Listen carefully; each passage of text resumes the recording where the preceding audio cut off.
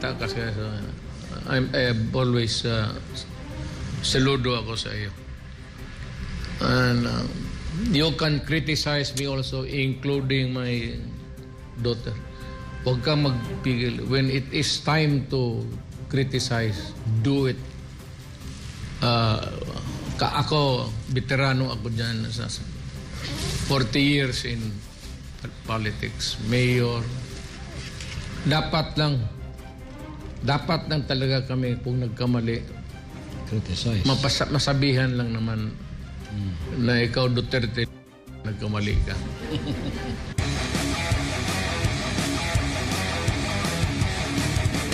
Kasi nung kayo ay presidente, napaka-honest ninyo sa trabaho ng presidente at sinasabi nyo nga noon na napakahirap nga maging presidente.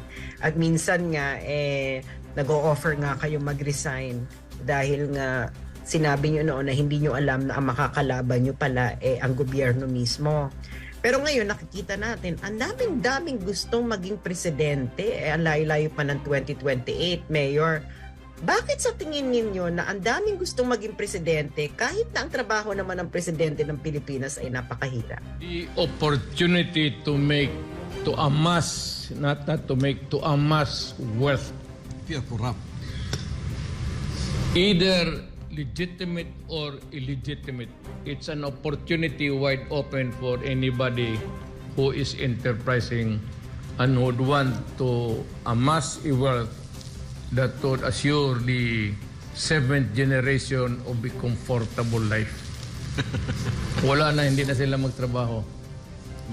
Ganon yan. Ako, totoo yan. It happened because ito nakikinig sila eh. In one of the command conferences sa Malacanang, pag command conference, ang military dito sa left side ang police.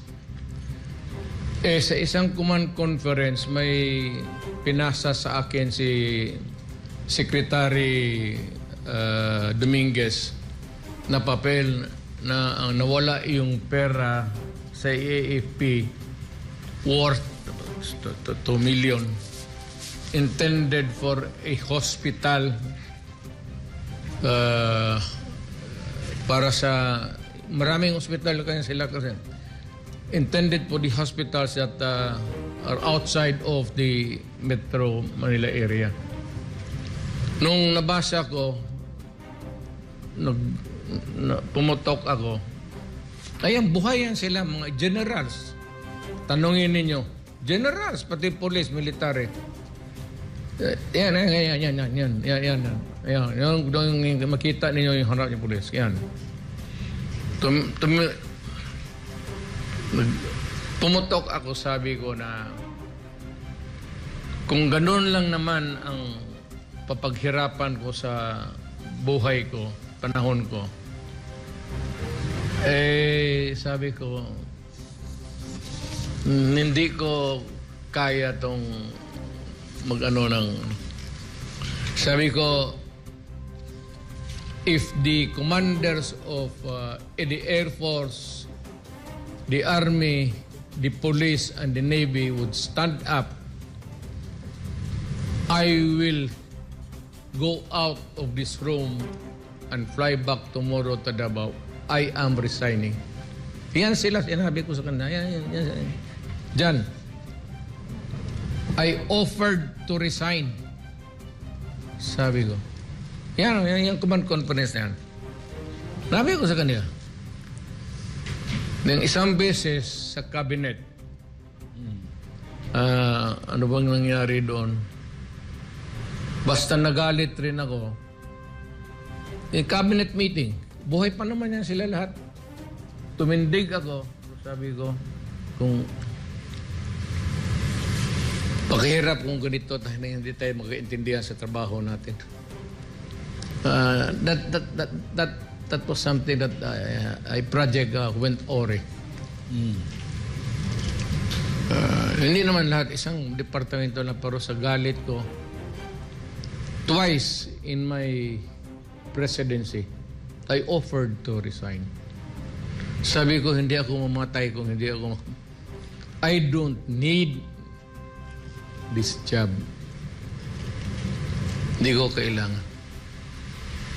So, those are the two instances that dyan in front of the military and the police and saka sa cabinet.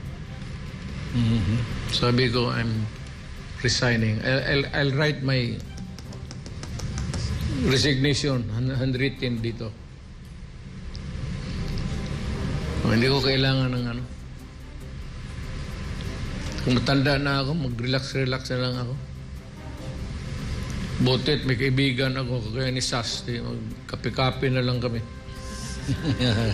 O, totoo. Wala na. Nothing more to, lalo na ngayon.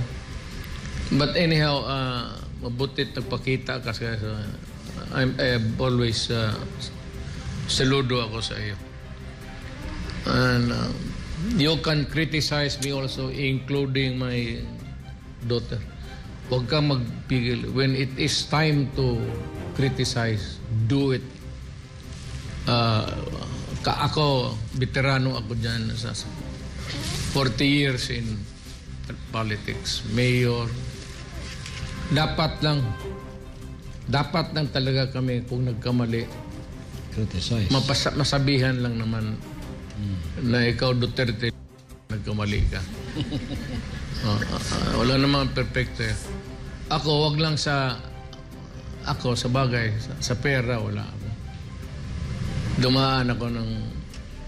Pumunta ako lumabas ako, pasok. Wala akong hang-ups na ano. Nothing to, na may magpiyait dito when you are gone, itong mga transaction na ito kay Duterte ito. Ano talaga. And I never allowed itong mga transaction sa gobyerno na magpipirma pa ako, mag-approve. Mga reclamation. Ayaw ko talaga. Kasi alam mo,